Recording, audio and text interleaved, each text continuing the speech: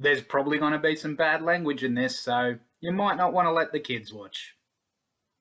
Hey everyone, I'm Dom, I'm a wino, and holy shit, that ended up being a good card, didn't it? Wow.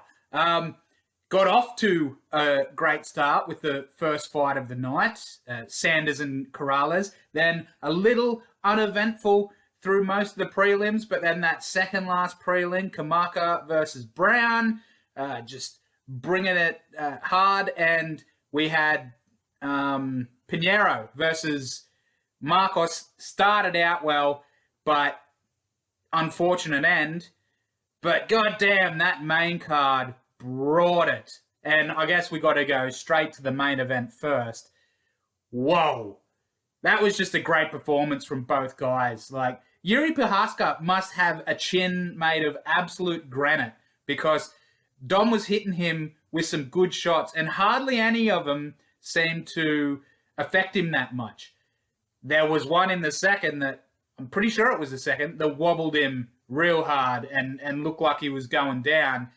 But a lot of them, he just took straight on the chin and walked through it. Whereas Dom also showed a good chin, but he was definitely wearing Jiri's power a lot worse than Jiri was wearing his. On, comment threads leading into this fight, I saw a lot of people going, why is Jiri even getting this opportunity? He doesn't deserve it. He's way too open. He's going to get counted. I mean, he's got that awkward style that, well, for people like Anderson Silva, it was to goad you in and elude and then counter.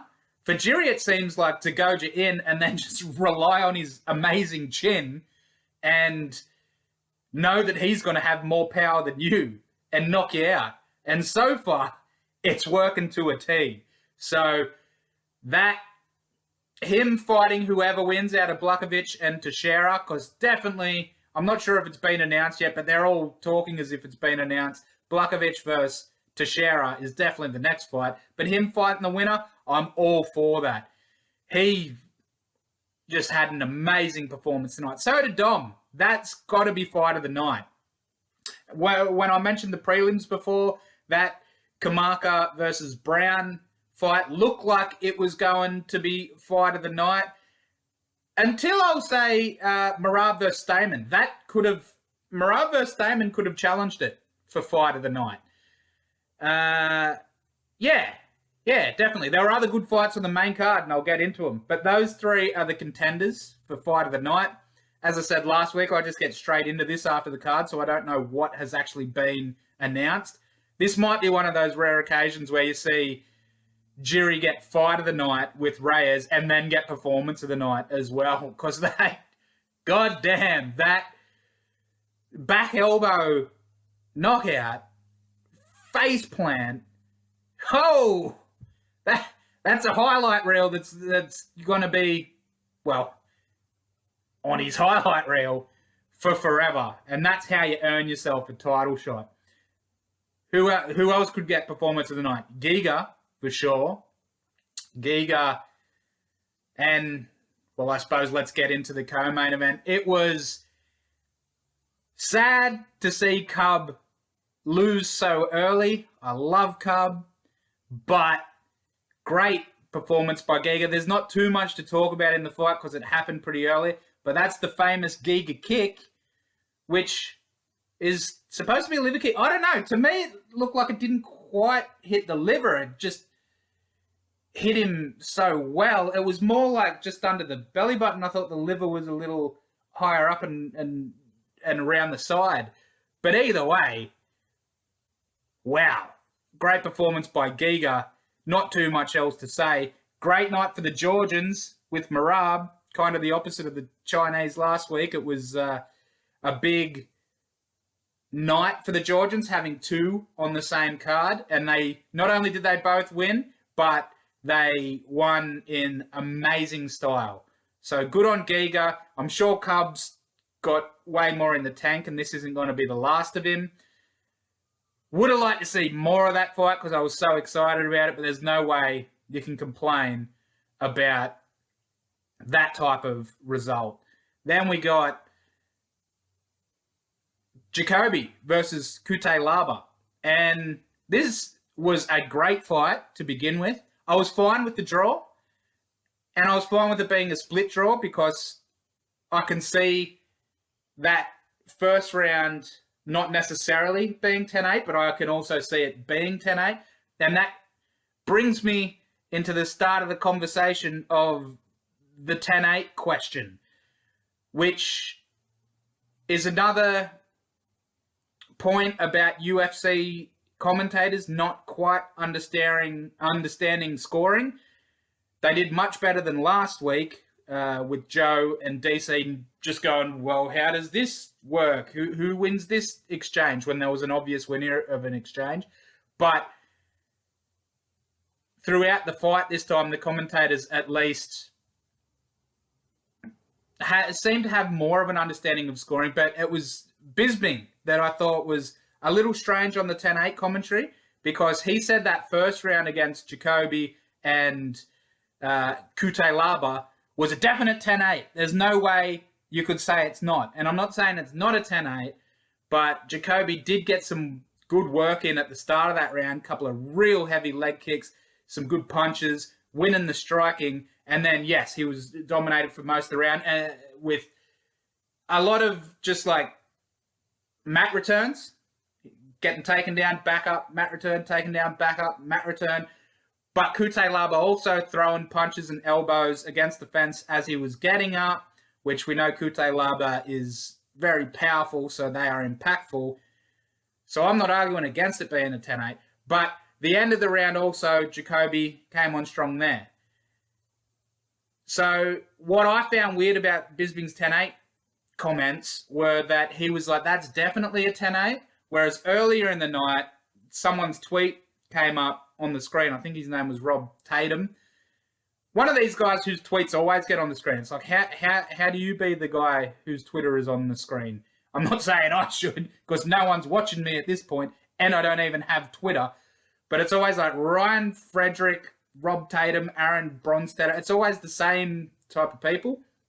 But earlier in the night, Tatum gave a 10-8 to, and he's not a judge, like I said, he's a Twitter guy, but he gave a 10-8 to Battaglio. And Bisping was like, there's no way that's a 10-8. You can't call that a 10-8. What's he doing? And then the Kute Laba Jacoby fight, he's like, that's definitely a 10-8. No way, it's not a 10-8. And it seems like Bisping judges the entirety of a 10-8 on damage, and that's not necessarily what a 10-8 is. The letter of the law is it's a dominant round, and what dominance means, they try to explain it, but there's still a lot of interpretation left in it. But, I mean, I'd say Battaglio had a pretty dominant round in the first because Carolina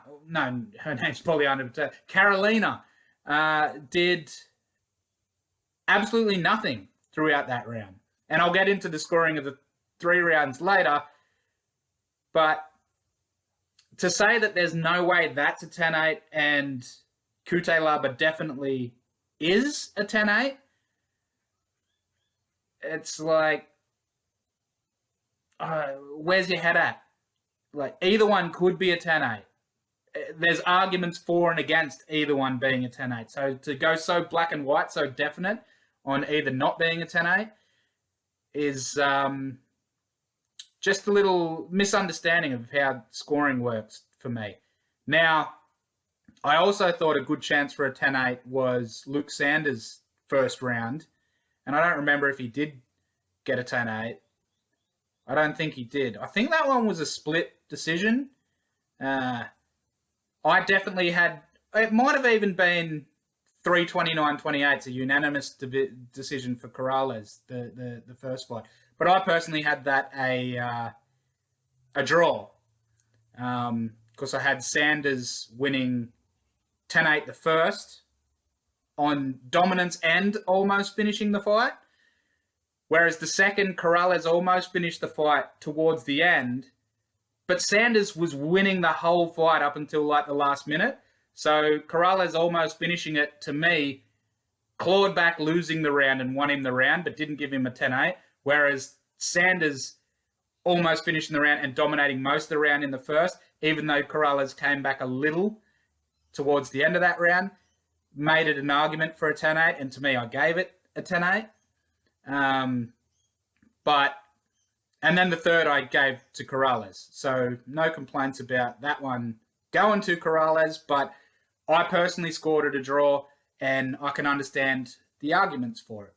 I've digressed a little here because we got into the 10-8 question, but it's just more about interpretation. Whenever people are so black and white definitive about this is or this isn't when it comes to scoring, it's like, no, you need to understand that there is interpretation when it comes to scoring.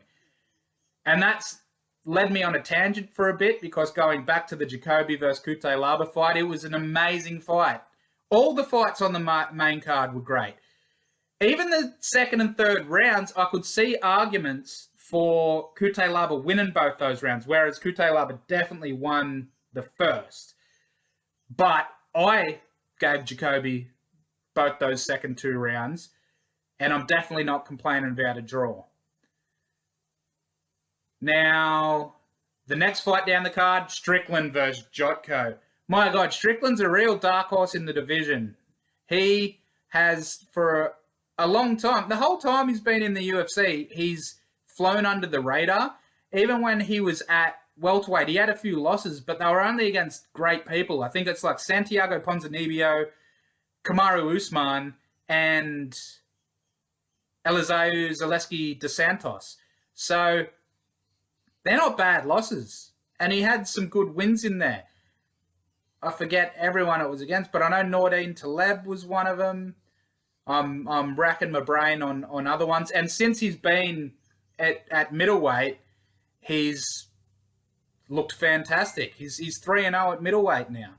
So I think he's a real dark horse in the division. It was just a great example of technique and pressure, just overriding your opponent, because he had the sharper technique, the straighter punches. He beat Jotco to the punch because of the straightness of his punches a lot, and also that forward pressure. One, it made his punches more effective, and Jotco's less effective because he was on the back foot the whole time. But two, it really wore Jotco out. Towards the end of the second round, you could see Jotco was starting to gas, and all those jabs and straight rights to his face were bloodying up his face, so his body's getting worn. And a little past halfway through that second round, Sean started using a leg kick. And it was great advice from Mark Montoya between round 1 and 2 to tell Strickland to stop following him around the cage, cut the cage off.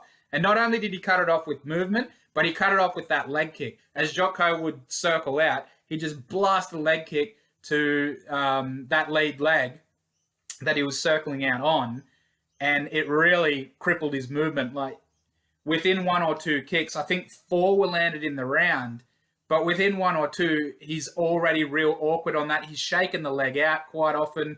It was stiff. He couldn't get fluid movement on it anymore. And I thought in the third round he got away from that a little bit. Maybe because he wasn't seeing the opportunity for the leg kick so much, but also because I don't think Montoya reminded him between rounds to keep cutting off the cage. So he kind of went back to following Jotco around the cage a little more in the third round, where the second is where he really cut it off. He won all 3 rounds pretty comfortably on my card, but second round was his best. He had the straight punches that won him every round, and that he did just as well in every round, but he also had that cutting off the cage movement and that leg kick, which really made the difference and made that his most dominant round, although I gave him every single one. Strickland, amazing.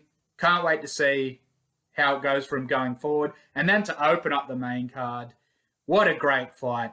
Marab Develishville versus Cody Stamen, and both guys were looking great. It might be the best I've ever seen Stamen look, but it was definitely the best I've ever seen Marab look. And that just led to Marab being one step ahead the entire time.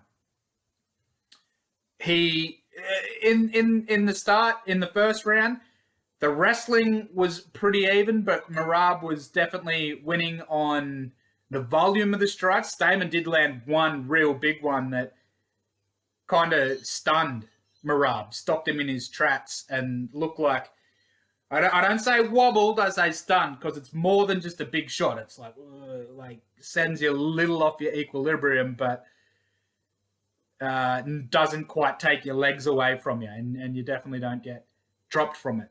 But it was still Marab's round, and he just started taking over more and more as the fight went on. His wrestling, he started dominating more in the second and third round. It wasn't so much of a equal thing with him winning on striking. It was more his wrestling and striking were winning, and that happened continuously as the rounds went on. And he's a real problem for the rest of the division now. He already had the wrestling and the cardio to worry the rest of the division. Now he's putting those hands together. Man, it's going to be hard work for someone to be able to stop him on his rise up.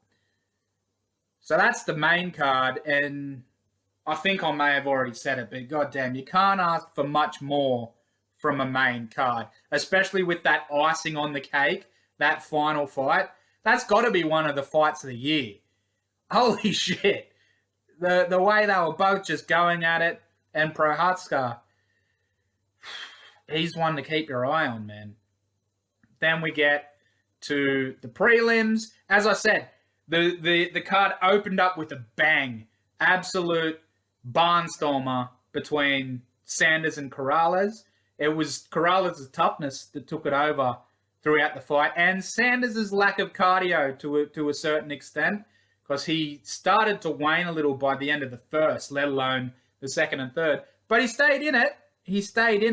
And he could have even been winning the last round until takedown near the end. But yeah, great fight.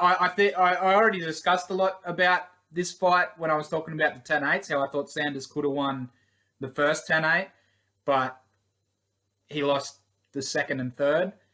And my reasons why, even though Corrales almost finished it in the second round, I don't see that at 10-8 because Sanders was winning the round up until that point. Now, the next fight, I have to give myself a little reminder here and see what it was. Here's why I have to give myself a reminder of it. Because, goddamn, when I said before the fights between the first fight and the second last fight on the prelims, that second last being Kamaka versus Brown, the fights between those were uneventful. It's because this second fight set the tone. Michaelides versus KB Buller. Oh, that was just dull. Just dull.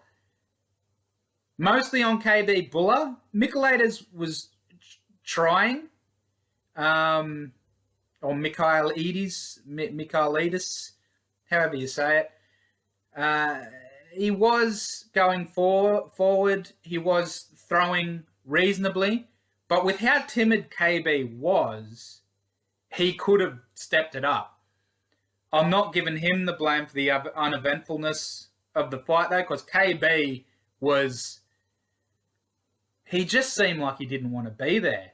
And going 0-2 in your first two fights in the UFC is usually going to get you released, but especially with a performance like that, against another guy who'd only had one fight in the UFC so far and lost it, I think KB might have some potential and whatnot, but he's going to have to go away for a while and probably work on his mental game more than anything. Because before getting into the UFC, I think he was 8-0. So and his last fight before getting in, he beat Matt Dwyer, who's no pushover.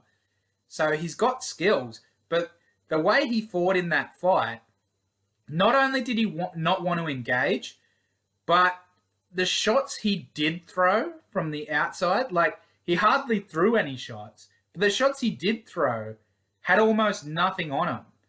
And not like a Diaz-style heavy volume, I'm not putting everything into each shot, but I'm putting, 60, 70% in just to keep the ticking and it's going to weigh you down. This seemed like it had like bloody 20% in each one. So very lackluster performance from KB. Michailidis didn't capitalize on that as well as he should have, and that led to a very lackluster fight. Then we had Loma Lookboonmee versus Sam Hughes. And Loma, I like watching her fight. She's got some great Muay Thai, but I worry for her chances against the top of the division. She's very strong in the clinch, but she puts herself into bad clinch positions by seeking the Muay Thai clinch every single time. She gives up underhooks. And against girls higher up in the division, of a higher caliber than Sam Hughes and the other girls she's fought so far, that's going to cost you, even though she is super strong in the clinch. And the other worrying thing I had for her is that her striking is supposed to be miles above everyone, with her being such a Muay Thai specialist. But I've got to say, she had good kicks and knees especially in that Muay Thai clinch. But her punches, she didn't seem to be able to close the range to get her punches off at a regular rate. And when she did get inside that range, it seemed she threw the punches kind of wild and didn't hit a lot of them. She was great at doing distance from range with her kicks. And once she got in the clinch, she was great at doing damage with knees. But Sam Hughes isn't the toughest competitor at strawweight, and as she takes on tougher girls, it's going to be hard for her to keep going. I think Tisha Torres would be an interesting fight for her next. I'd probably pick Tisha in that one, but it'd be a good litmus test for just how far she might be able to go in the division. Not only if she can win, but how she performs in that. The other problem I see with her is her size. I can just see her getting muscle. Like, imagine her going up against someone like Tatiana Suarez. She'll just get mauled. But I love Loma. I thought she had a great performance. I thought she definitely deserved to win. And she did win. So we went on there. Then the next fight was Carolina versus Battaglio. I've already discussed my thoughts on the 10-8s. I may have mentioned before, but I'll reinstate it here. I can see an argument for Battaglio getting a 10-8 in the first, but if you're going to give her that, you've got to give Carolina a 10-8 in the third as well, because they were kind of similar. It was like a mirror image fight. It like crossed over halfway. You had a completely dominant first round from Battaglio, highlighted by Carolina not being able to do anything. Then you had a super close second round where they went back and forth. And then you had a third round that was completely dominant for Carolina. All the dominance was, I won't say all, but the vast majority of the dominance in all of those rounds was positional grappling.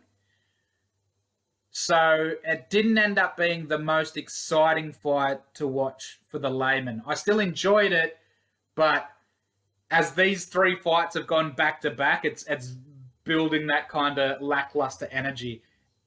And as I said before, Michailidis versus Bula did not set a good tone for the next three fights. But yeah, I basically agree with the result for Carolina. That second round is super hard to score, so you could have arguments either way, and it could go to Battaglio, but I thought first and third were just as dominant for either lady. Second, I thought Carolina edged it. I could see someone's arguments giving it to Battaglio. I could even see a 10-10 and a draw. But no complaints about the results of that match. And, just wasn't the most exciting. Then we got to Brown versus Kamaka, and that was a fantastic fight. Now, I won't call this a robbery because it was close in areas, but I thought it was as close to a robbery as you can get without it being called a robbery. Because personally, I gave Kamaka all 3 rounds, and I'm just coming straight into this, so I forget the exact scoring of each round, but I feel like the first was pretty back and forth, but Kamaka, I think, got a takedown. He also had the more volume, probably getting the better strikes off as well, and especially he was utilizing this really good leg kick in that first. The second was a super back and forth one because Kamaka landed a big head kick early, and they're both going back and forth, but that head kick's got to score pretty heavy. But then Brown wobbled Kamaka and put on the pressure for a little period there, so it looked like it was going Brown's way. But then Kamaka smacked Brown with one that actually dropped him, and he got some top time, some dominant top time, but then, like with ground and pound and whatnot, but then Brown got this Kimura in that looked like it could be close. And the biggest problem with it was he didn't have the right angle on the guard. If it was full guard, it would have been the best option, but he was in half guard, and if he was going to be in half guard, he would have wanted to be on the other side. So even though he had it stretched out and even like bent and behind the back quite a bit, it was never like Kamaka always was able to get that hip out and just get enough leverage to stop it, really working that joint into a position he couldn't handle. Then they get back up, and Brown got a takedown later and got some really good top time in as well. I think on the balance of strikes, you give that to Kamaka, but it's like, how well do you score that attempted guillotine? It's not guillotine, Kimura. It seems like the judges scored it pretty well because he did end up winning the fight. And you got to think if he won the fight, that was one of the rounds they gave him. Because I thought the first out of any of the rounds was the most clearly Kamaka. And then the third round, again, another banger of a round. But I once again thought Kamaka had it on the volume, basically. And even though Brown was giving it his all and coming forward, it looked like he lost a fair bit of steam off his punches. So it was a close fight. It was a great fight. When it went to the cards, though, I thought it was fairly clearly Kamaka. It's not one that you'd, burn the city down complaining about the result, but I thought Kamaka got that one. No complaints about the fight, though. An absolute killer. And then we've touched on Randa versus Pinero. What's interesting is Randa got a bad eye poke, and she seemed to want to do everything possible to keep fighting. Pinero, I'm not going to judge her. I don't know. It was definitely an illegal upkick. It was definitely a very hard upkick. But I don't know how badly it really hurt her. Although, like I said, I don't know. I wasn't the one in there. I'm not saying she faked it. It looked a little sus because to me, I saw she copped the hit and she was taking a back bite. And once she saw the ref come in and try to break it up, she kind of knew that it was an illegal kick. And then she kind of powered herself to her back and laid flat out. And I'm not one to criticize a fighter for not continuing to go on if they don't think they can. I saw Aljamain get a lot of flack for taking the DQ against Yarn. Although I do admit most of that flack was people more angry with him taking pictures with the belt after the fight and almost seeming to celebrate winning the title, where after the fight, I mean later that night, where in the cage he seemed like he didn't want to win it that way. Because when that happened, I thought he did the right thing. I thought he could... I didn't necessarily think he was acting too much. Who knows? He could have been a bit, but that knee was huge. Whereas I feel like I saw a little bit more acting from Pinero in this case, but I'm not going to go out on a limb and actually say she was definitely acting. She did it to get the win. I was just disappointed because that fight was looking like a real barn burner. They were both putting so much into it, and she was looking decent in there. Randa was too. Randa showed some improved getting up ability. Sometimes she hasn't looked the best off her back. She's great at grappling and getting you down and staying on top and doing work from the top. But this time she was showing some good getting up. And Pinero looked like a good prospect that I'd like to see more out of. So I was disappointed we didn't see the end of that fight. And if that upkick, that illegal upkick hadn't happened, we could have seen more of a great fight, and it could have led into that amazing main card even more. But you can't complain too much about it because it was definitely illegal, and who knows how much it really did affect her. It definitely could have been just as bad as she was letting on. So that's where we end it. I feel like it was on a bit of a flat because talking the main card first and then going through the prelims, that disappointment was a little flat place in it, but don't let that spoil the excitement for the rest of the card because, Jesus, that main card, you can't ask for much more of a main card from a main card than that. I was really impressed. I had a great time watching. Hope you had a great time listening to me drawl on here. I'm the wino. See you next time there's fights on.